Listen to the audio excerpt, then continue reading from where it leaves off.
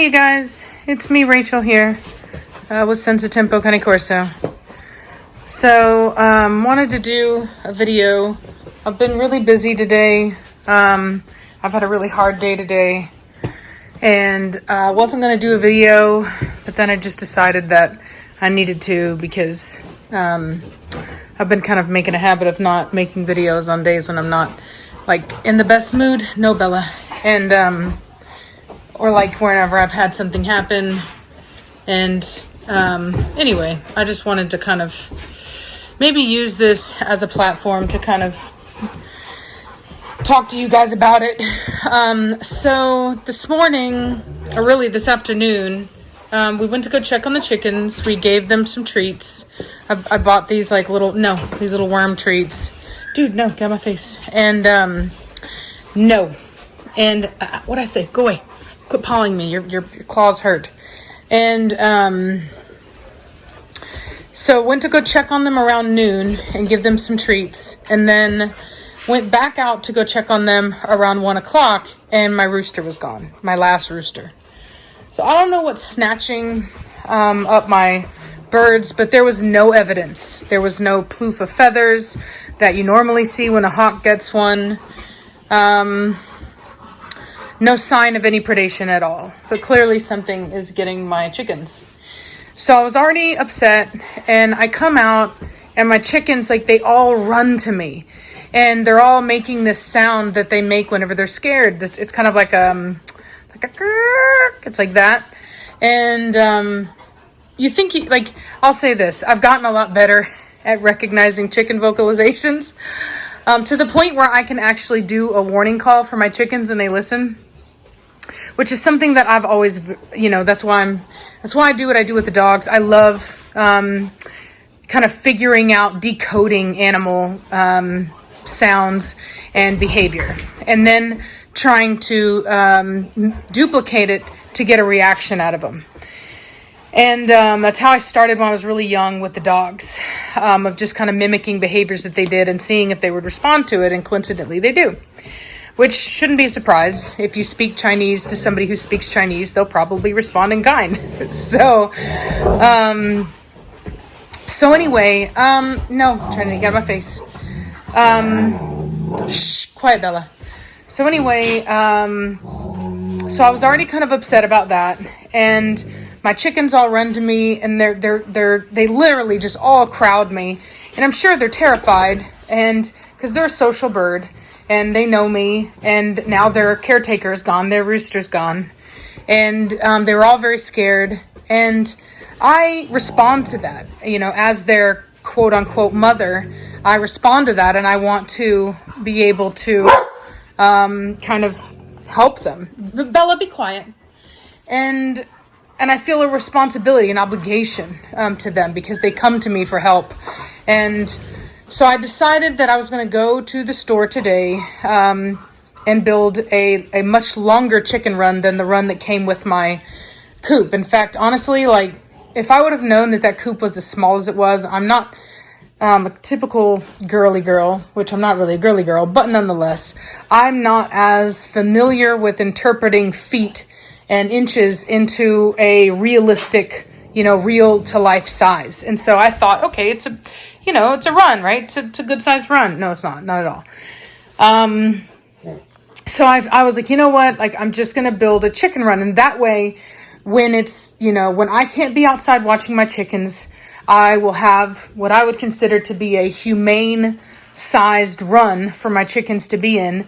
And then when I'm outside, where I can watch them, when I'm gardening or taking care of my lawn, then I will let them out and they can free range with me, where I can help supervise and keep them safe. And so anyway, so I go to Lowe's. Now, normally I go to Home Depot, but there's a Lowe's that's closer. And I figured, yeah, whatever, whenever I was searching for plants, Lowe's actually had some better deals. So I went to Lowe's. And I took Preacher and Madmortigan. And Madmortigan has had an issue, okay? where whenever we take him out into public places, he does not always understand where it's appropriate to go to the bathroom.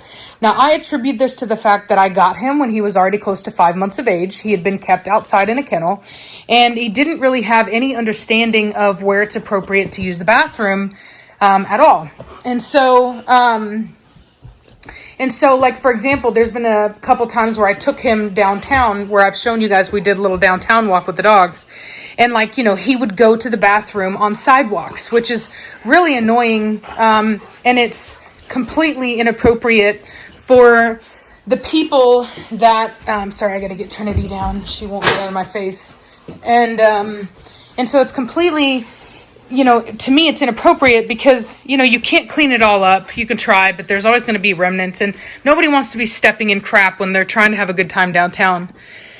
And we could not take the dogs. That's also an option, but really, it happens very rarely, and normally they grow out of it. So it's not a big enough deal to just not take the dogs. And he's the kind of dog that we've literally done it. We'll take him in the grass. We'll take him to go to the bathroom. You walk him. He won't go until you give up. You're on your way out. And what does he do? Poops on the sidewalk. You know what I mean? It's very, very frustrating. And for the most part, because of how the general public responds to an individual getting onto their dog, we just were kind of like, you know, whatever, we clean it up. We don't really say anything. But it's kind of like if you have roommates, right? And your roommate never does the dishes. Your roommate will never learn to do the dishes if you never say anything about it. You know, like they're not, as they'll say, I'm not a mind reader, right? So the dog is not a mind reader. Shh, quiet down. The dog is not a mind reader. He doesn't know that he's not supposed to be doing that. And, you know, I have to find a way. Trinity, cut it out. Put that tail down and go away. I have to figure out a way to communicate to him in a way that he will understand. Trinity, you are not dominating her. Cut it out. I have to figure out a way to communicate, just like I did with Trinity, where what the behavior that they are exhibiting is bad, unwanted, and not acceptable. And as you saw just then, a perfect representation of it. I tried to be a little bit nicer about it in my tone. Didn't work until I amped up my tone, and I really let her know what she was doing was wrong, and I wasn't going to tolerate it. So anyway, I hadn't really done that with Mad Mortigan yet about the pottying in public, because like I said, it's just one of those things where, because I do a lot of like submissive posture and things like that at dog parks, I'm hyper aware of the way that people perceive my dog parenting per se, right? And sometimes it's just easier to just like not do things because you don't want to deal with the people, right? And, but this time I was just tired of it. I was done with it. He's literally 8 months old. He needs to be over this. And so we were in Lowe's, and as you guys know, he's a walk-in pooper, right? So he didn't even indicate he needed to go to the bathroom. There wasn't even a pull on the leash. He literally just pooped and walked. The only way that I even knew that he had done it was because, of the horrible smell that we could smell literally through our mask. So I turn around, I see this trail of poop, and I'm like, all right, okay. So I tell Savannah, please go get some paper towels. Psh, quiet down, you guys. And I go, and I take him by leash, I walk him over to the poop, and I tell him, bad dog. That's a bad dog. No. And you look at them, they're like, what did I do? And there's this guy in the aisle who looks at me and he goes, well, maybe you should have taken him outside first and he wouldn't have pooped inside. And without even thinking, I was just like, mind your business, Karen. Because I was already hot, you know what I mean? Like something's already taken my chicken. I had been on the phone with Reese, upset about whatever this was taking my chicken. I was already mad. And I was just like, I just went off on him. And he he immediately understood what he had done. Didn't mean he felt any different about it, but it did kind of shut him down for a second, you know? So he kind of laughed, and then he went to kind of doing what he was doing. And then he as he was walking by me, began to try to mumble something at me. I don't even know. Something about I'm the epitome of something. And I just interrupted him before he could finish. And I was like, mind your business, Karen. And he tried to say it again. And I was like, mind your business, Karen. And so at this point, he starts trying to like recruit people that are there to his side. You know what I mean? Like looking at them like, oh God, look at her, blah, blah, blah. And we ignore him, right? And so Savannah and I begin to walk by him. And what does he do? He calls me white trash. Okay. Now I have to just say this, like, I've lived in lots of different areas, okay? I've been around lots of different cultures of people. I've lived in predominantly Hispanic areas. I've lived in predominantly black areas. And I've lived in predominantly white areas. And let me tell you something. White people are the only people that I know of that have developed racist terms for every single race, including their own. I don't know of any racist terms that black people have for each other, and I don't know any racist terms that Mexican people have for each other, but I do know that white people have a racist term for every single other race, including their own. Okay, they're so racist, they're racist against their own people. And I'm not saying every white person's racist, believe me, because I know that that's a narrative right now, and I'm not saying that, because I know that's not true. But I can say that it is just ironic to me that, like I said, I've been around all these other cultures and I haven't seen it. And maybe I'm wrong.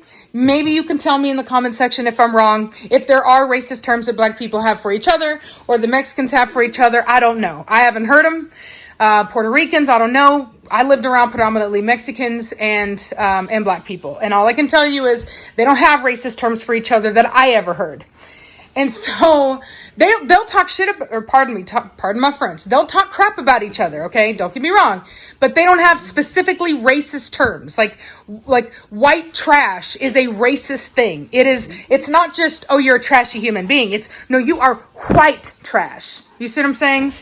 And I'm sitting here thinking to myself like, oh my God, like I can't even discipline my dog for inconveniencing everybody in the store because this other guy walks up, when the guy called me that and he goes, yeah, what's that horrible smell? He's like, oh, her dog just took a crap in the store. And I'm like, okay, but I'm trying to prevent my dog from doing that and you got on to me for it. You know what I'm saying? Like, it's just ridiculous. Like, it's gotten to the point there is an epidemic of Karens in the world right now, and they come in all genders now, apparently. And when I was growing up, it was like you minded your own business. There was even a movie, Bambi, right? If you ain't got something nice to say, don't say anything at all. And the only time that anybody ever stepped in was when you were hurting yourself or someone else. Those were the golden rules. Don't hurt yourself or somebody else. Other than that, this is America. You're free to do whatever you want to do. And the idea that you can't even get a tone with your dog now, not put him in submissive posture. I didn't put his nose in it. I didn't even put my hand on the dog. I walked him over on his leash, pointed to his own feces and told him he was a bad dog. And it was too much for this guy. And so then he started recruiting everyone around him to I guess, talk crap about me. And it was just like, it was one of those moments where I'm like, I hate people. You know what I'm saying? Like, I just don't understand it, I guess is my point. I just don't understand it.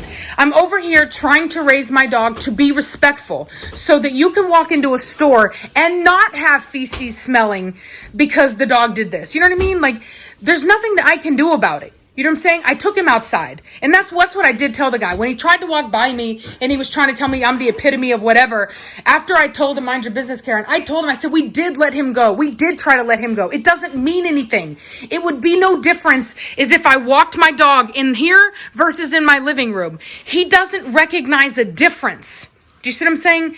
The dog needs to understand there's a difference. And the only way he's going to understand that one area is not okay to poop in and the other one's not is if I communicate to him in a way that he will understand. And and dogs respond to voice inflection. They don't speak English. You know, they might pick up on words after a while, but mostly they pick up on inflection, voice inflection. So I was using that to train the dog. And it really just, I was very upset. I think you can tell I'm still upset because, like I said, it's one thing for him to do that. It's another for him to try to recruit people. And this one lady stayed out of it, thank God. Oddly enough, it was 2 grown men that actually tried to get in on it.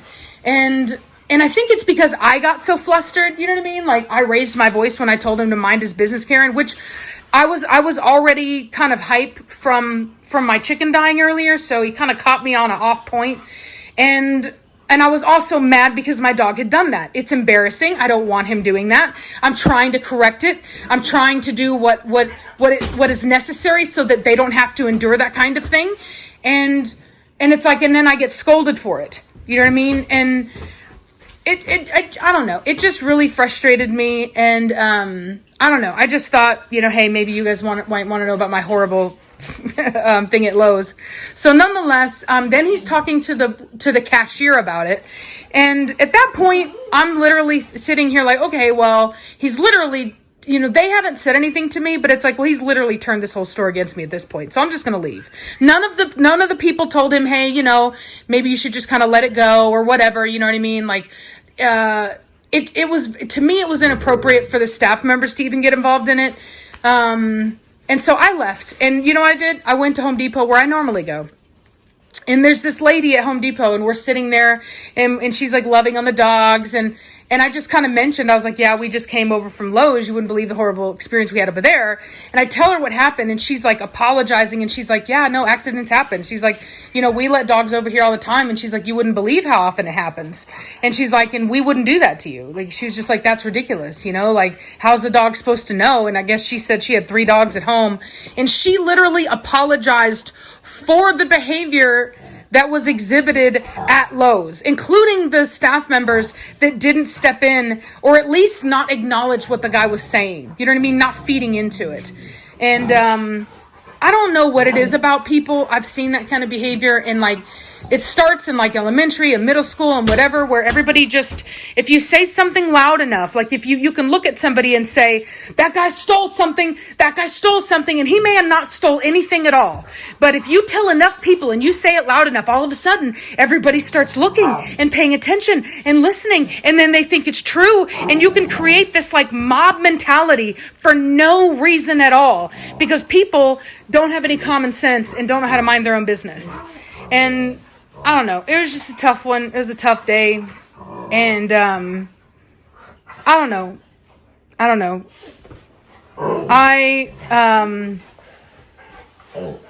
Anyway, I don't know. We just have a massive epidemic of Karens right now. Batista, cut it out. I don't need your help.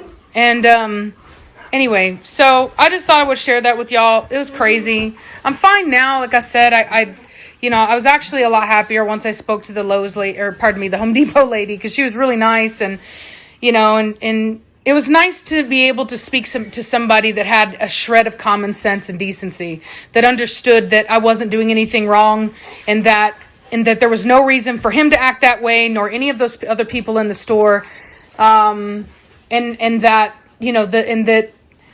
that at least the members that work there at the Lowe's should have not participated in that behavior. You know what I mean? And I will say, the Lowe's was freaking empty. There was all of maybe 5 people there, and Home Depot was buzzing with business, and it just seems like the people that are there at the Home Depot are just more down to earth. Just more regular type people. And it seemed like the people at the Lowe's were kind of stuck up. I don't know. Anyway, I don't know. But hope y'all had a better day than I did. And I'll talk to y'all later. Bye.